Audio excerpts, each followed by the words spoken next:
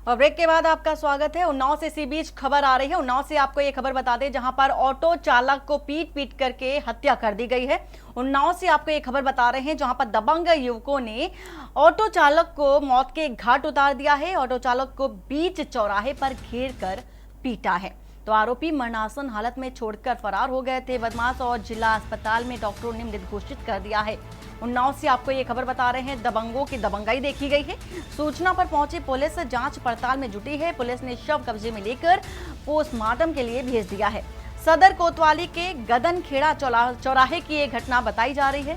फिलहाल ये खबर बता रहे हैं आपको उन्नाव से जहां पर दबंगों का कहर देखा गया। सूचना पर पुलिस भी पहुंची है, जांच पड़ताल में जुट गई है। पुलिस ने शव को कब्जे में ले लिया है, पोस्टमार्टम के लिए भेज दिया है। तो सदर कोतवाली के गदनखेड़ा चौराहे की ये घटना बताई जा रही है। ऑटो चालक को पीट पीट करके मौत के घाट उतार दिया गया है। उन्नाव से आपको ये खबर बता रहे हैं दबंग युवकों ने ऑटो चालक को मौत के घाट उतारा है और बीच चौराहे पर घेर कर पीटा और इसके बाद मौत के घाट उतार दिया है। और इनपुट एडिटर अरुण अवस्थी इसी खबर पर है। अरुण जी, क्या कुछ जानकारी है? रात का ये पूरा मामला है, देर रात की बात है जब गदनखेड़ा चौराहे पर कुछ संख्या में जो दबंग थे वो एक ऑटो चालक को पीट रहे थे। उधर से जब उसके साथी निकले तो उन लोगों ने और जो स्थानीय लोग थे जो प्रत्यक्षदर्शी थे उन लोगों ने मिल करके उन दबंगों को भगाया और जो चालक पीटा जा रहा था उसको लेकर जिला अस्पताल पहुंचे, जहां चिकित्सकों ने उसको मृत घोषित कर दिया। जो चालक के साथी थे उनका ये कहना है कि हम उन लोगों को जानते हैं, नाम नहीं जानते हैं।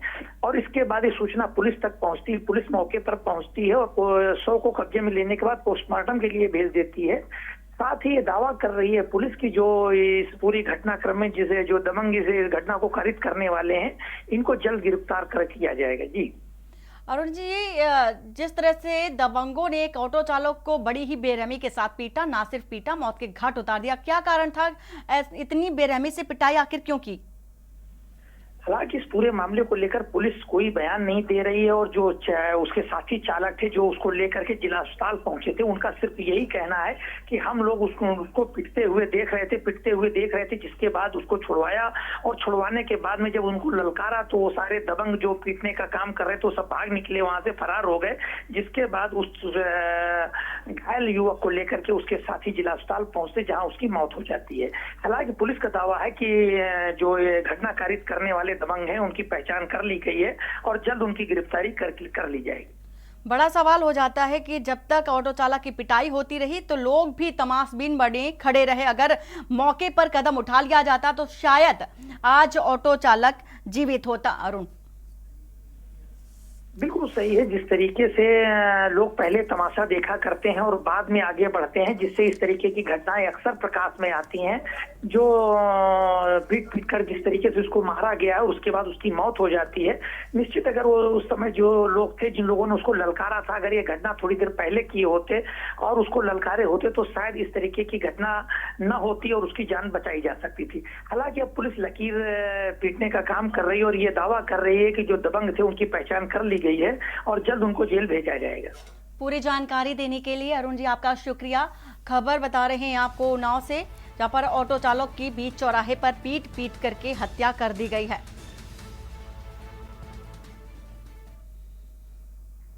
और इटावा से इसी बीच खबर आ रही है, ट्रैफिक पुलिस का सरेआम हो रहा है अपमान। इटावा से आपको एक खबर बता रहे हैं, ट्रैफिक पुलिस के हेड कांस्टेबल से बदसलूकी का मामला सामने आया। रोडवेज बस चालक और कंडक्टर ने बदसलूकी की और चौराहे से बस को हटाने के लिए कहने पर यह बदसलूकी की गई है। इटावा से फिलहाल आपको ये खबर बता रहे हैं, ट्रैफिक पुलिस और गार्ड से बदतमीजी की गई। इटावा रोडवेज डिपो की बस का ये मामला है। भीषण गर्मी में ड्यूटी कर रहे जवानों से बदसलूकी की गई है। रोडवेज बस चालक और परिचालक पर भी एक्शन कब होगा, ये बड़ा और अहम सवाल खड़ा होता नजर आ रहा है।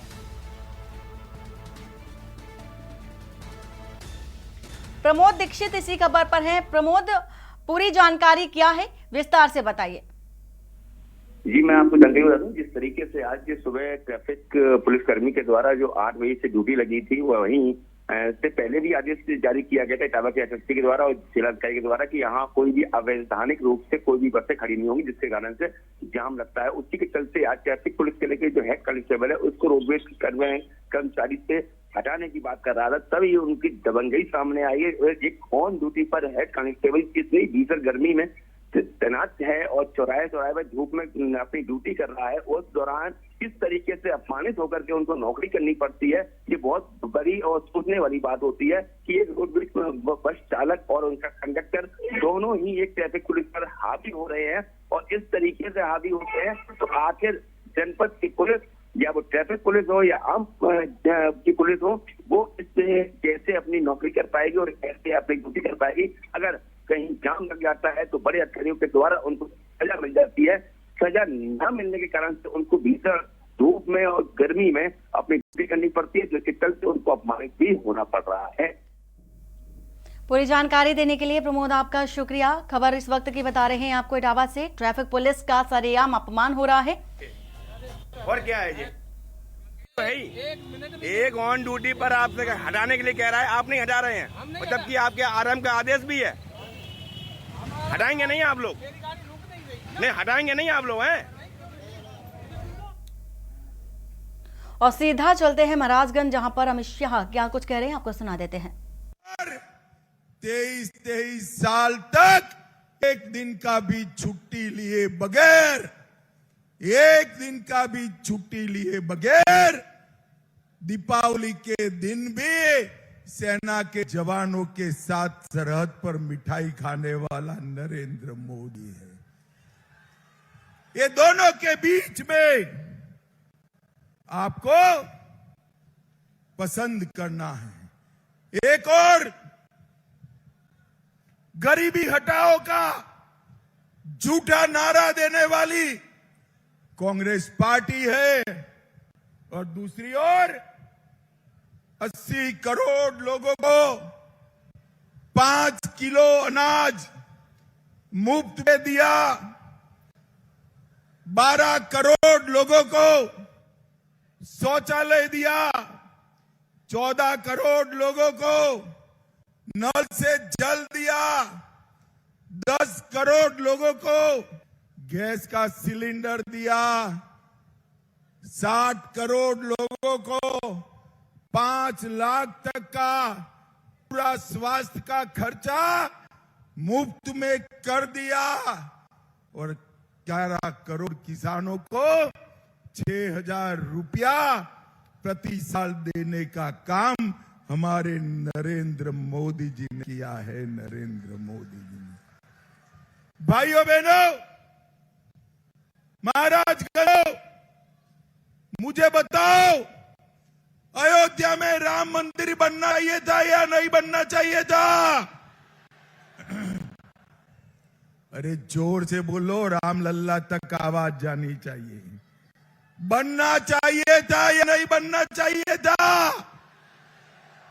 70 साल से कांग्रेस समाजवादी पार्टी राम मंदिर को अटकाते रहे, लटकाते रहे, भटकाते रहे।